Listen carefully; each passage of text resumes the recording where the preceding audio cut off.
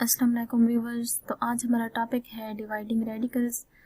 تو یہاں پہ ہمارے پاس دو ایگزامپلز ہیں جس کو ہم سالو کریں گے.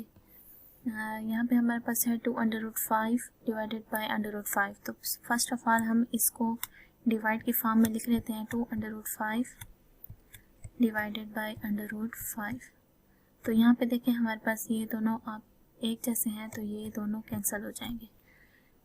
تو یہاں پہ ہمارے پاس کیا آ جائے گا؟ یہاں پہ ہمارے پاس 2 آنسر آ جائے گا.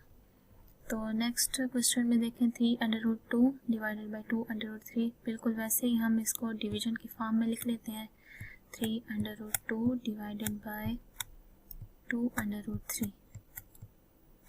تو یہاں پہ دیکھیں کچھ بھی سیم نہیں ہے. یہاں پہ ہے √2, یہاں پہ ہے √3 اور یہاں پہ 3 ہے, یہاں پہ 2 ہے. تو ہمارے پاس کچھ بھی کینسل نہیں ہو رہا, تو یہی آنسر ہوگا ہمارے پاس. تو اگر آپ کو تو جاتے جاتے آپ نے میری ویڈیوز کو لائک ضرور کرنا ہے اینڈ میرے چینل کو سبسکرائب کرنا ہے. اوکے, اللہ حافظ.